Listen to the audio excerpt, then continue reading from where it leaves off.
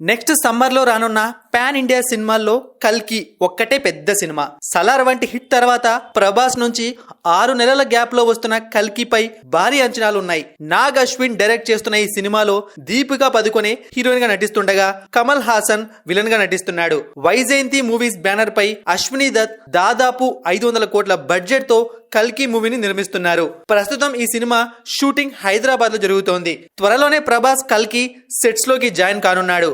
మే 9న కల్కి 2898 AD release కు plan చేస్తున్నారు. ఈ నేపథ్యంలో త్వరలోనే కల్కి ప్రమోషన్స్ స్టార్ట్ చేయడానికి రెడీ అవుతున్నారు. ఇదిలా ఉంటే కల్కికి సంబంధించిన న్యూస్ ఒకటి సోషల్ మీడియాను షేక్ చేస్తోంది. ముందు నుంచి ఈ సినిమా పురాణాలను టచ్ చేస్తూ తెరకెక్కుతోందని వినిపిస్తోంది. ప్రభాస్ కల్కి అవతారంలో కనిపించనున్నాడని, ఇప్పుడు మాత్రం ప్రభాస్ ఏకంగా 5 విభిన్న పాత్రల్లో కనిపిస్తారని ప్రచారం జరుగుతోంది.